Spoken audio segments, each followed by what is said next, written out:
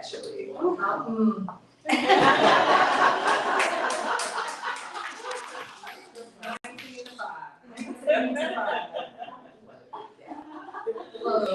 will do that. For me and my husband, we have a blended family, and I've had the honor and privilege to serve you all as a state lawmaker for the past 6 years.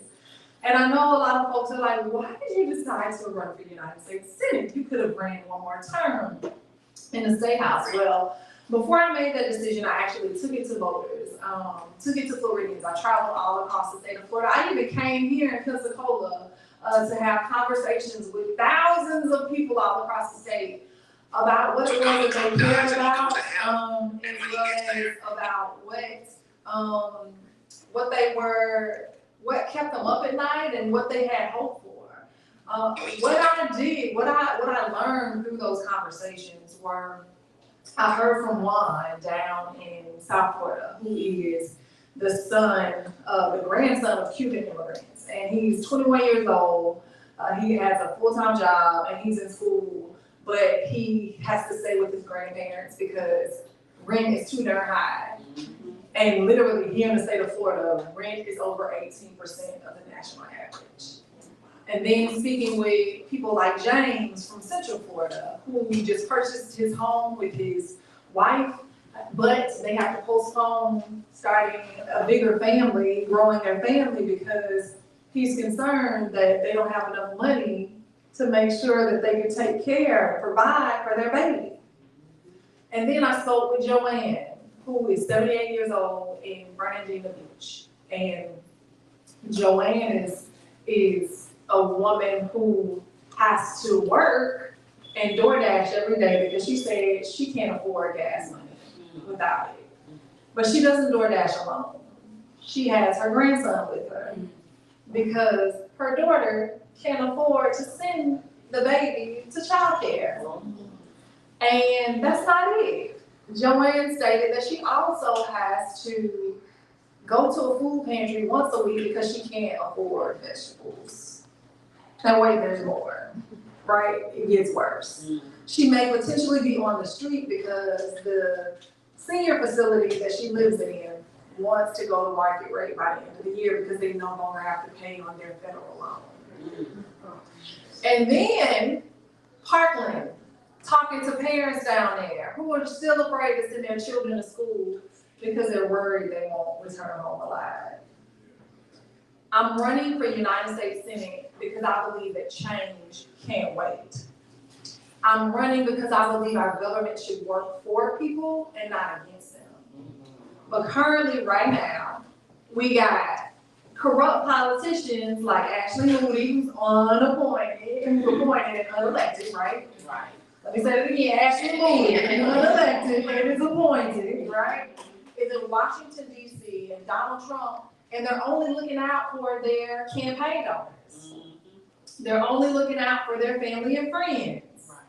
And then, like Ashley Moody, the reason she is appointed was because she did the bidding of Governor Ron DeSantis by allowing $10 million that was supposed to go to the most medically needy people here in our state to be used to go against the interests of the voters and push back against Amendment 4 and Amendment 3. Which we allowed, like over 1 million people signed petitions to get those amendments on the ballot. And not only that, right?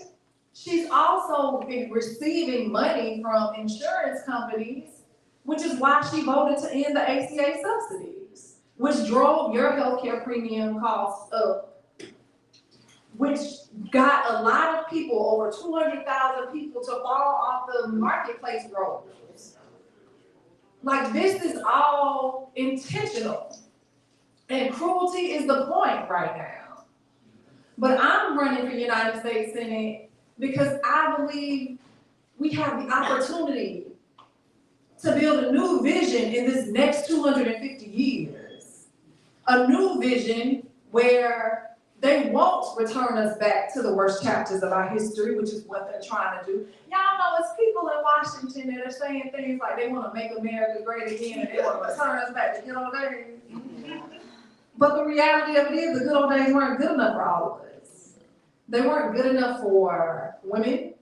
They weren't good enough for workers who had to work in factories and risk getting their hands and feet cut off, or children who were being exploited.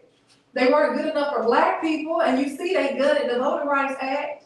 And so they're literally trying to return us back to the worst chapters of our history. But it doesn't have to be this way, y'all. It doesn't. I believe that hardworking, everyday people should get to shape what our communities look like and what our economies look like. Can you imagine if hardworking folks were sent to Washington, D.C., or sent to the governor's mansion or to Tallahassee? Imagine what that would look like. If we started electing people that were nurses, teachers, construction workers, right? Bartenders? There is a famous bartender that's in New York that goes by the name of AOC. And we see the types of policies she's pushing, right? Imagine if we started electing hardworking, everyday people. We would have things like Medicare for all. People wouldn't have to pay for premiums, healthcare premiums, or co-pays. People wouldn't have to ration their prescription drugs. If we had hardworking, everyday people sent to the U.S. Senate, we could have access to universal child care, free college. Our taxpayer dollars would actually go towards ensuring we have quality infrastructure instead of expensive political stunts like Alligator Alcatraz, where they spent over $500 million of our taxpayer dollars to lock up people in cages, to make more money on top of more money, because y'all know that was just a group, right? Yes. I think they get paid like $30,000 per person or around there to house them, but it doesn't have to be this way. We can have nice things. Aren't y'all ready for some nice things? Yeah. We can have nice things. We can have quality public education. We can have more affordable housing. We first need to send unapologetic, bold fighters to Washington, D.C. that do more than write strongly worded emails. We need to send people to Washington, D.C. with a backbone. I want to be clear, y'all. Status quo, quiet, timid leadership is not going to be Ashley Moody. I don't care how much money you have. I'm going to say that one more time. Status quo, quiet, timid leadership won't be Ashley Moody. It doesn't matter how much money they have. We have to send bold fighters to Washington, D.C. or to up against Ashley Moody, who are able to go to every community despite how much money they raise, right? Who are willing to have conversations, uncomfortable conversations, who are willing to debate, who are willing to answer questions and not run away. No shade, a lot of shade. But we need to send people who are willing to meet people where they are. People who don't have to be briefed about Florida because they lived in Florida and they know what we're up against. And I am that candidate, y'all. And I'm happy to say that a recent independent poll shows that I'm the candidate more likely to be able to unseat Ashley Moody. Because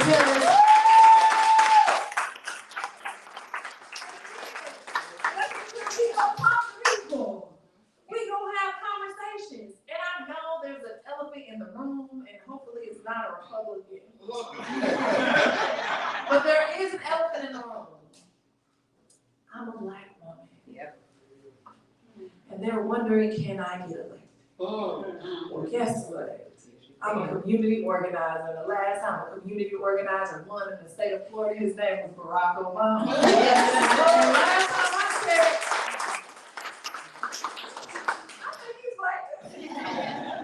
so we can win, y'all. It's not about if I can win, it's if you all are ready to win. And I'm ready. We have people who change their party affiliation from Republican, from NPA to Democrat to vote for me in this primary. People are excited. They're excited that there is a candidate that they can vote for who is willing to fight for them, willing to use my platform when I become their next United States Senator like a pink bullhorn when they're doing illegal and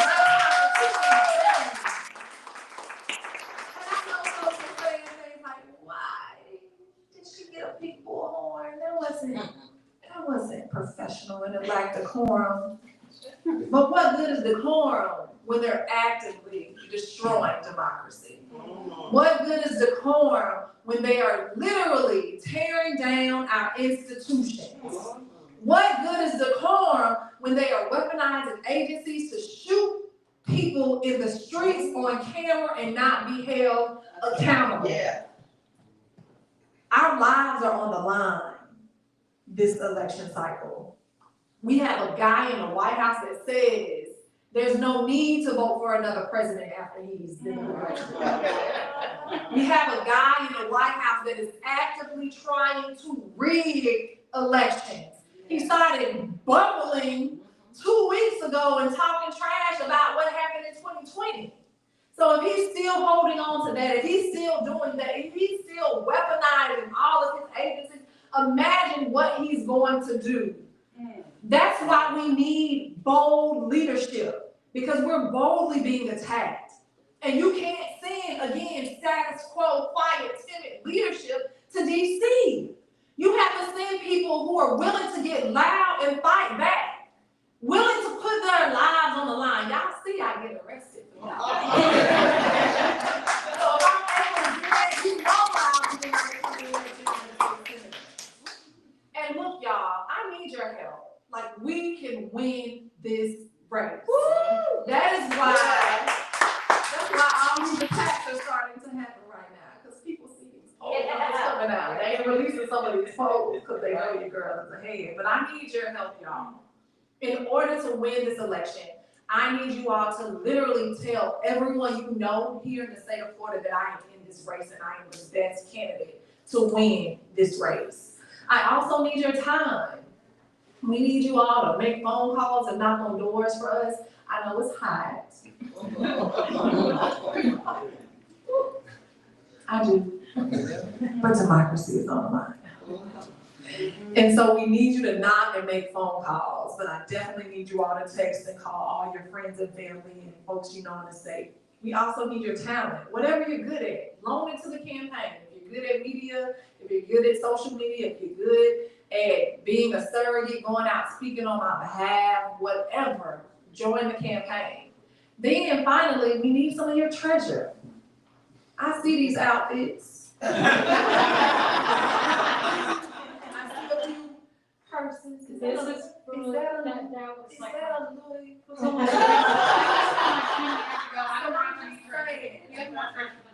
I'm just saying.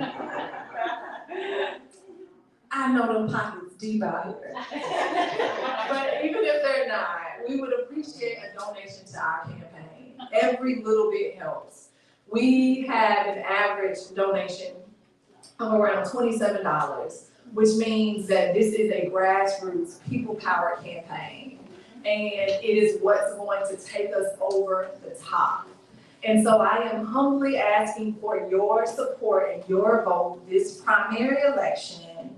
And I look forward to becoming the next United States Senator. And with that, I will just open it up for any questions that folks may have for me. And shout out to Gay. Who's running to be the next mayor of Pensacola. I don't know if folks have any questions or anything? Yes, sir. My name is William Putnam. And first of all, I worked in public dollars all my life. I worked for 5 different federal agencies, 2 state agencies. And what I have learned, when it comes down to tax dollars, there isn't any accountability. Not any. Not from the city level, not from the county level, the state level, the federal level. I ask people all the time about their Title VI program. I ask people here, are you in compliance with Title VI? And what is someone going to tell me? What is someone going to tell me when it comes down to Title VI? And see, this is a question that I ask all the time, and I don't get any response. And when I don't get any response, then I know there are some problems. Because Title VI comes right off the Interstate Commerce Clause. It states that you should not sell, buy, trade, do anything with public tax dollars without you getting compliance. Thank you. That is interstate commerce, and Title VI comes right off of that. Even a 501c3. How many 501c3s in here is in compliance? If I walk in your building right now and take an evaluation, whether it's utility, feasibility, proprietary, accuracy, or accountability, are you going to be in compliance? My question for you is that, what steps would you plan to take if you're elected to bring accountability, accuracy, and accountability back into the Title VI program?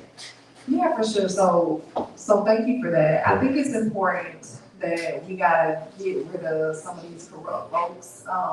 And so definitely going after and trying to impeach and remove some of these different secretaries and department heads and that type of thing, number one.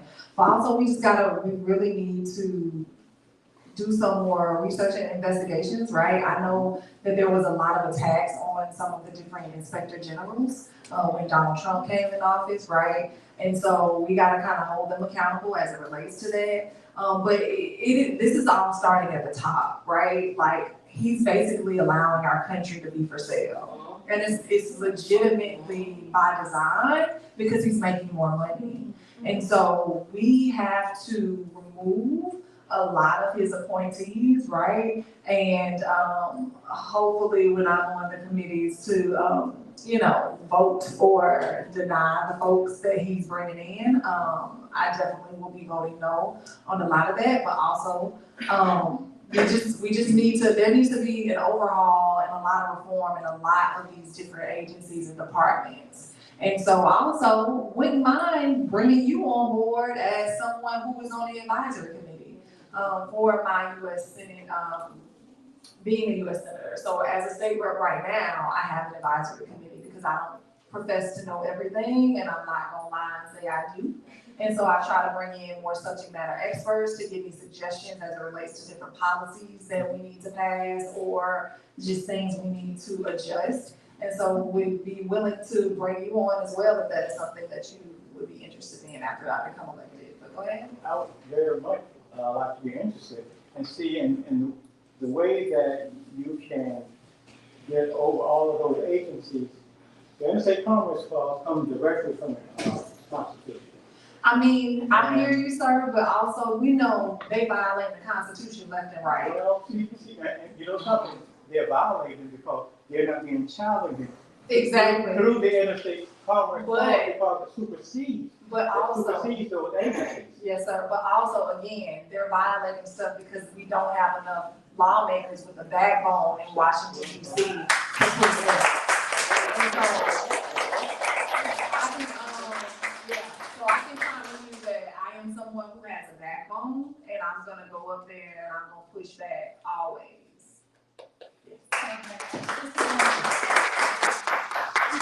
Something you need to know. So I'm running for Florida House District 1. We're gonna give candidates. No, this is something, I know, but this is something she needs to know. So, currently right now, in my family, I have a sister that is in assisted living facility. She has schizophrenia. And I got a call from Social Security.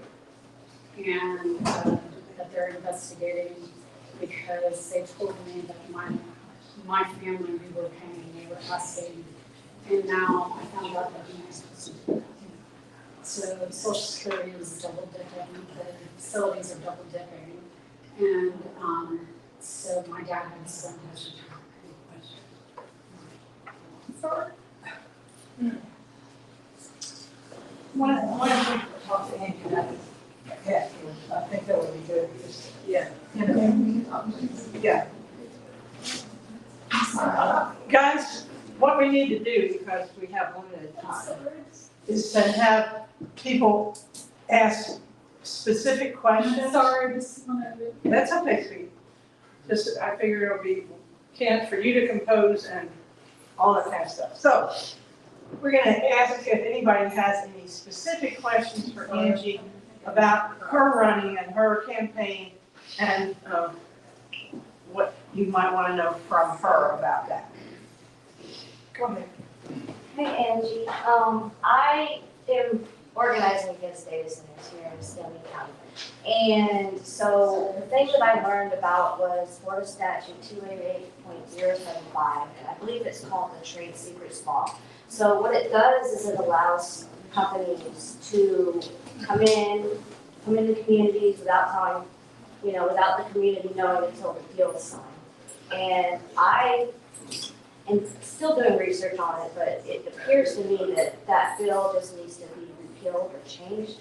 And I am wondering if that would be possible or something we might consider. So you said it's a Florida statute. I am not gonna be a state lawmaker after November. And so, I mean, you can always repeal Florida laws and you just have to make sure that you are staying on top of your lawmakers and that type of stuff. But in regards to data centers, I believe that we need to fully regulate them. They are taking a lot of the water, causing our energy rates and utility bills to skyrocket. Also, it's just causing devastating impacts on our environment. And as someone that grew up on a brownfield dump in my grandma's house, I know firsthand like the issues and impacts of when folks don't fight for environmental justice. There's a lot of people that have cancer over there because they used to take trash and burn it and dump it, and then they build all these homes and they sold them to Black people. And so I'm definitely a fighter for environmental justice, and so you can count on me like speaking out and pushing back against those and voting no on things unless it regulates those centers. So yeah, for sure. Okay, Yes, I had a quick question. After the shooting and the mass shooting at the Dollar General in Duval County, you was on the front lines. Like, what did you learn from that you're going to implement going into when you are elected? So I would say the number one thing that I learned from that is that as lawmakers, we have a huge platform and we have to calm down the rhetoric.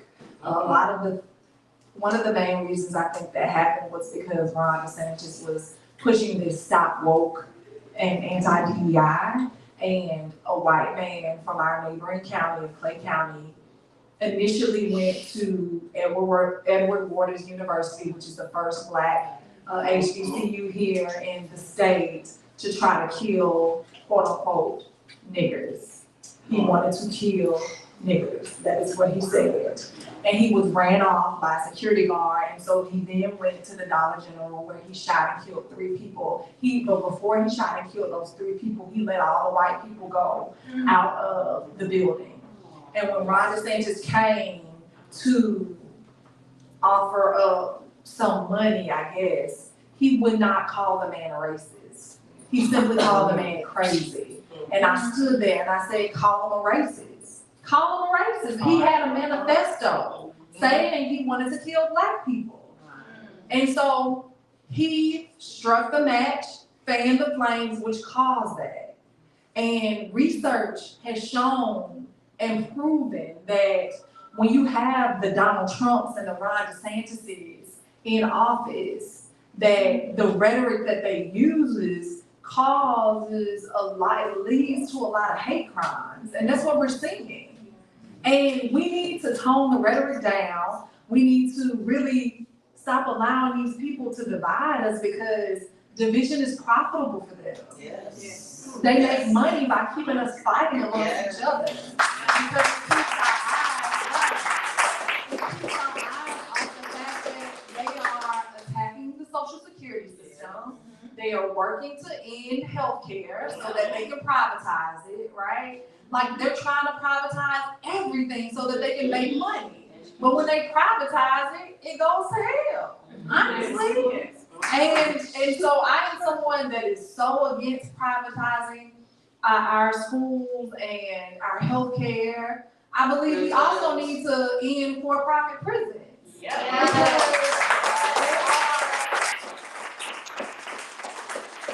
Why would you incentivize people to get arrested? And that's what it is. Like, they make more money off of our children going into the school to prison pipeline than they do actually educating. And so that is why I'm an advocate for abolishing the private prison.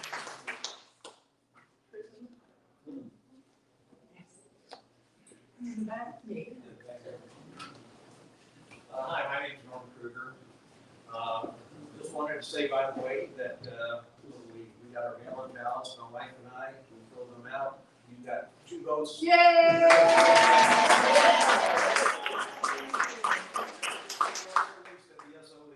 Hopefully many more. Yeah. And, my question is, if you're running for Senate, you gotta be involved in, obviously national and international issues, so on and so forth.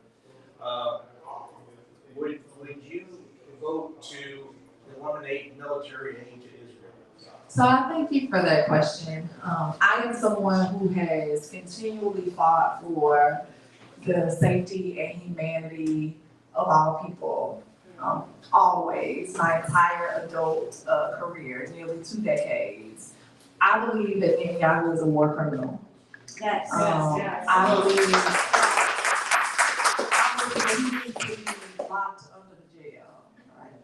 I do not support sending military aid or money to Israel, especially if they are bombing hospitals and bombing schools. They violate ceasefire agreements, and that does not make me anti-Semitic. And I know people have called me that because I called for a ceasefire on the House floor. Me also, and when I called for that ceasefire, I also called out Hamas for the atrocities that they committed. And that does not make me anti-Palestinian or anti-Muslim. It makes me very consistent in my approach. I've also called out Nazis that were marching outside of Disney World a few years ago.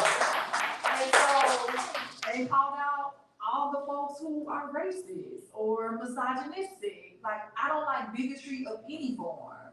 And my record speaks for itself. But there is some rumors going around, but that's because they know that I am the candidate to beat. And they know that I can actually beat Ashley Moody. And so, I am gonna continue to speak up and speak truth to power, even when it's unpopular, even when it makes me uncomfortable, but just simply because it's the right thing to do.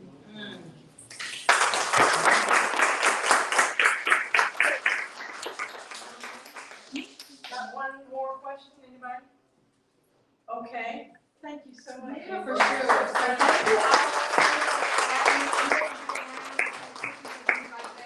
But again, thank you for your question, sir. I'm the only candidate in the primary that has that believes in what I just stated about not sending money over.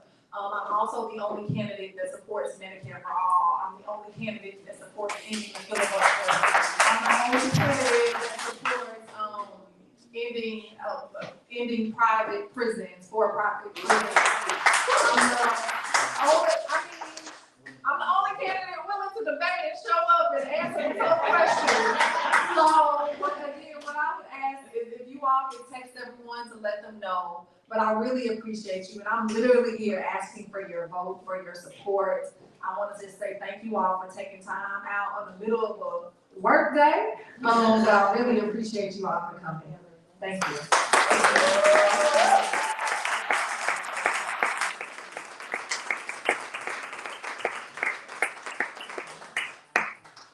I'm loud once I can test the microphone. So my name is Angie Jackson. I am here today as a member of Angie's team. And so I have to do the housekeeping, but that is a pleasure. So one, I want to say it's a pleasure to be here in Pensacola. That was actually not the plan, and Angie's very modest, so she's not going to tell you. She flew in from New York last night, or this morning. Her flight was over 2 hours delayed, and it still was very deliberate about her being here. So I got up and came from Gainesville this morning in order to make sure that we showed up for you all in the family. I want to share that is because that's who she is, and that's kind of the part that she doesn't tell people. That she doesn't just show up when it's comfortable. She shows up like no matter what. The fact that it was a 2 hour delay, and when she went from the Pensacola airport to Crestview, and then came here, and we were only 10 minutes late. I want to pat us on the back. And I want to mention that because she actually never says that. It's been a pleasure, like she stated to you all, that before she decided to run, you all are so important to her that she actually wanted to talk to people. Before she ever made the decision and announced, she went to 27 counties in this city, and Escambia was actually one of those counties. Once she decided that she was going to run, it is her mission to go to all 67 counties because she will be representing all 67 counties. And I've helped run a lot of campaigns. This is 33 to be exact. I've never heard a candidate be so deliberate and say, I need to go everywhere that people are, not just so that I can win, to let people know how deliberate I am actually about serving them. And so it's a pleasure to share that with you all. I also wanted to share that we do have yard signs here. We are a small campaign, so our yard signs are available for a $25 donation. But I did make sure I put those in the car. Also, if anyone does want to donate, the card that I gave you with her information on it has a QR code. I also understand that some people, if they want to donate, they want to do it with a check or a cash. We also do have envelopes. So we try to be as prepared as possible. As she stated to you all, our average donation is $27. And it goes so far. So we have over 1,000 neighborhood captains and over 4,000 volunteers. So when we talk about grassroots, it is really grassroots. In addition to that, she has traveled all up and down this state, and we will continue to do so now and even after, because that is the person that she is. So we thank you all for taking that time out, but I also want you all to know that this is not checking a box for her. You all really do matter, and this is really important, and so making sure that everybody is aware of that as well. Oh, and also to let you all know, we have quite a few other events like in the Panhandle. So if you did register, you should also get updates through Mobilize. But we're actually leaving here and going to Precinct 98, which is by the Black Cafe and Bookstore. And so we'll walk that neighborhood, so a campus and community walk. There will also be a rally next to that bookstore at 6 p.m. this evening. And then we are going to 1216 North at 8 p.m. Over there, there's going to be a little bit of karaoke with Angie in the live band. So you like to see So I wanted to share that also we will be in the Phoenix Springs tomorrow, also at Pedro's. So there's just lots of things that we're doing here. Shivers Park, there's an event there as well, and then also one in Mariana at Madison Street. So in addition to like, hey, vote for Angie, let people know like who she is. She answers all the questions, so don't just invite people that are, oh, I'm Team Angie. If people have questions and want to know more, she's the candidate that wants to also meet and engage with those people. And so what we are asking is, our relational aspect is the most powerful thing that we have. So really lead and reach out to people that are not affiliated with organizations or the DEC and your family members and say, hey, there's this person. Even if you don't understand the process, she actually believes in you. I want you to come to one of these events, and we would appreciate that. Yes, and Go Freeze, that is the one that I believe is at. That's Pedro. Yes, 10. And then there's one that goes at 12:30. So like I said, we are definitely here at making many stops. And as you can see, she didn't just want to come to the larger county in the Panhandle. We're also going to the smaller places like Chipley and Mariana and things like that, because that's a level of deliberateness. Thank you.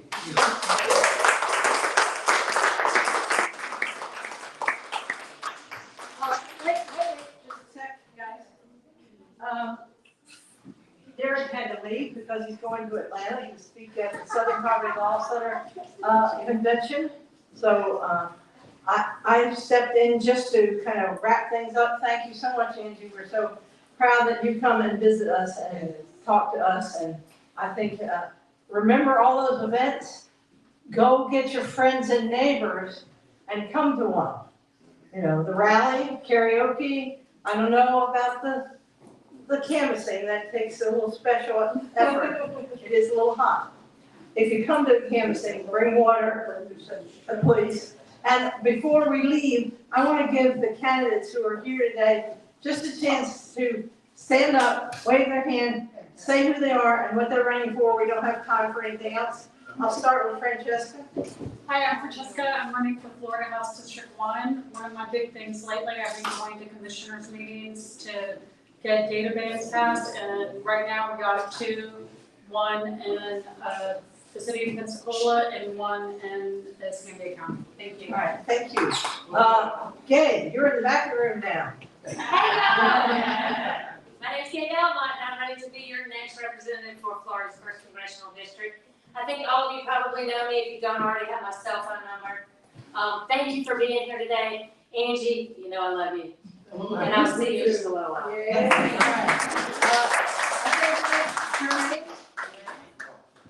How you all doing? My name is Jermaine J. Williams. I'm your next mayor of Pensacola. That's not so good, but I think I saw some other people. It's Isaac. Dr. Isaac, stand and introduce. Thank you, Angie. It's a blessing to be here with you today. I'm Isaac Williams, running for School Board District 3. Appreciate you voting your support.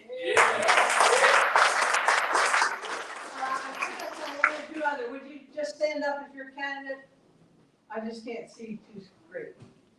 That's it. Anybody else? Okay. Thank you all for coming, and we'll be here for a few minutes, please. There's lots of food still there if you hadn't got a chance to eat, or if you want a second.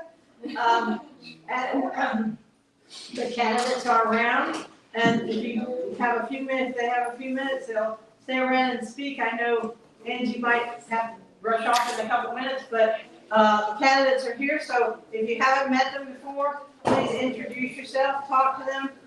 They'll be happy and very willing to let you get involved with their campaigns. I'm sure they have literature to give you and things like that. So, guys, we really appreciate you coming. It was a great turnout. But remember, there's other things going on today and tomorrow, and feel free to bring others to meet Angie. Okay? Thank you so much for coming.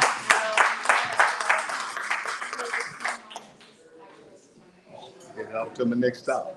Hey, let me know what day you want now. Let me know.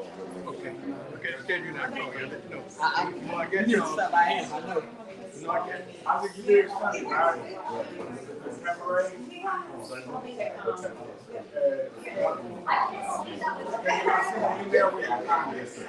Sunday at 4 o'clock.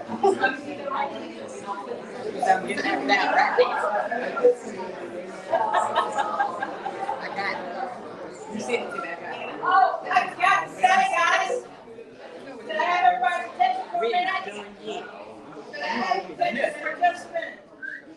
We also have signs, you still have money to hold up. I want them. Please. How you buy space on the side? Very sneakily worded, referendum about we want to continue having Where's the crowd? We got one. We got some signs. I'm trying to do it city tower now. But they got a big tower. Get on there, Herman. What's going on? We need to talk. We really do need to talk. I'm telling you. It's some, whew. I've been looking for a spot for myself. Let me cut Let me this go off. say something. Yeah, hold on, 1 minute.